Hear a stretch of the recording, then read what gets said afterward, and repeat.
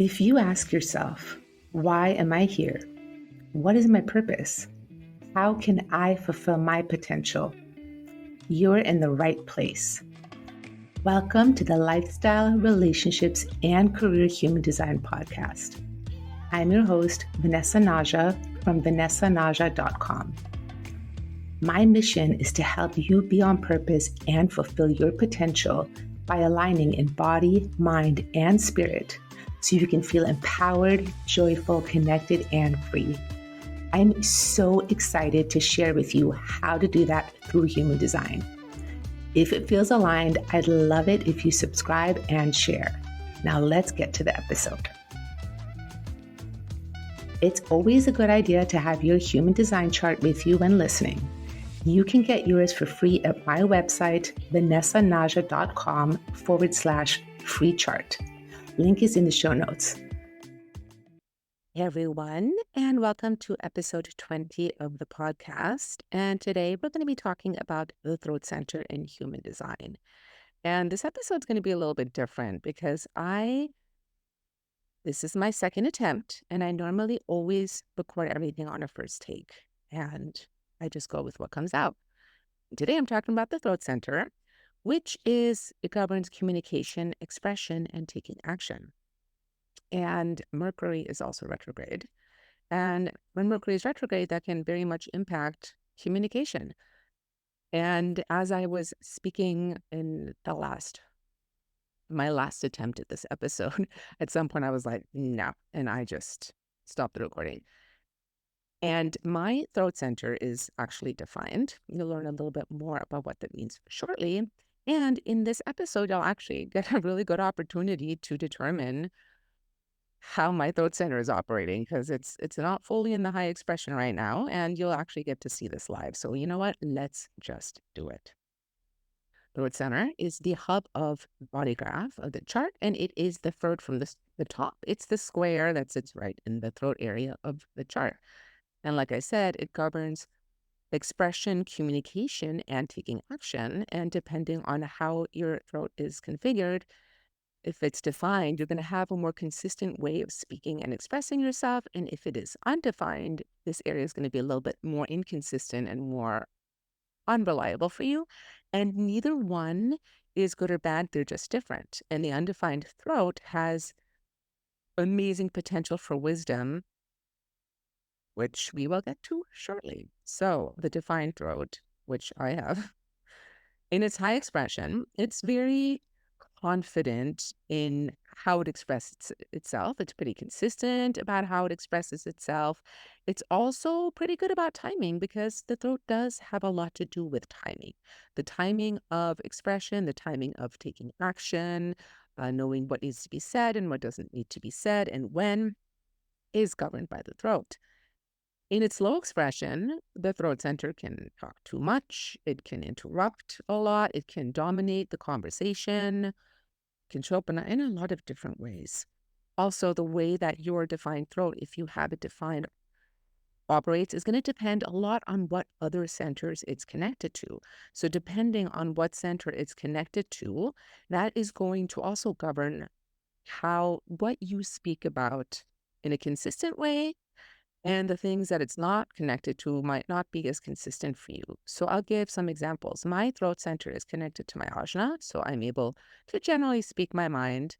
It is also connected to my sacral center, so I can, in a lot of ways, express in the moment, in the now, and also talk a lot about work and things that I'm excited and passionate about. It is indirectly connected to my G center.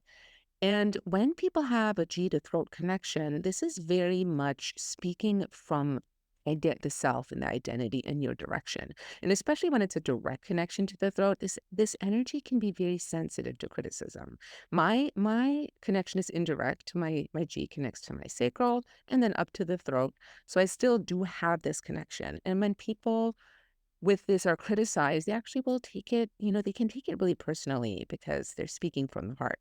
So if you do have a G to throat connection, just remember that criticism is not about you as much as it is about the other person. My throat is also connected indirectly to my spleen, also through my sacrum. If your throat is connected to your spleen, you might really be able to speak intuitively in the now about what is coming up for you. And if it is connected to the ego center, or the heart center, the will center, mm, there's a lot of tendency to speak with I language. I want, I desire. That's actually natural and normal for connection to the ego center. And if it's connected to your emotions, you'll naturally be able to express your emotions in a very consistent way.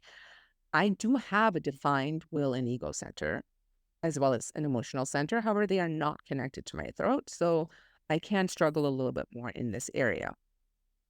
The beautiful thing about human design is how it connects us all. So when you're in the presence of other people that connect those centers to your throat, you're able to have more access to expressing that energy. So being around other people, experimenting what it's like to be in the presence of others and how that changes the access that you have to communication is a beautiful thing to do with human design. Now, if you have the center undefined, in its low expression, the undefined throat can have a desire to really want to attract a lot of attention. And there can be a lot of pain points with the undefined throat of not feeling seen or heard. And so they feel like they need to speak or act or do something to get attention. They can also, in that low expression, be really uncomfortable with silence. And so they try to fill all the space up with words, and then people stop listening. And again, this creates that pain point of not having attention. Yeah, so the undefined throat, this is where this is where my defined throat is like, well, this is where I stopped the recording on my first take because I just kind of got flustered. And you know what? That is okay. Mercury is retrograde, and right now I am having a little blank space, but I'm gonna fill it in. So that undefined throat, again, it can be concerned with not being noticed. It can take premature action. It can say too much or not say enough, and really try to get all the attention. It can also feel really insecure about what you say, but that's funny because I think that shows up for everybody. I'm definitely feeling a little insecure about what I'm saying, but you know what? I'm just going to go with it because it's the perfect opportunity in this particular episode for you to get to witness a defined throat and it's not necessarily highest expression. And that's okay. Some days are better than others.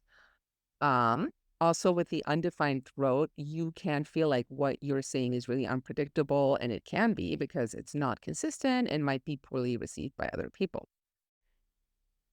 In its high expression, this is the beauty of the undefined throat, is that you actually can really you naturally attract attention when you let that attention come to you without trying to do anything or speak too much or without trying to attract attention, you naturally attract attention. And if you think about the class clown, this would be like, could be a low expression of the undefined throat trying to attract attention. But in silence is when people can really start to notice you and then they'll come to you and they will draw out of you what you have to say. You also have an ability to be super wise about knowing how to communicate, what to say, when, and to be able to communicate in different ways depending on who you're talking to. You know what needs to be heard, and so that's what you say. And you also know what does not need to be heard.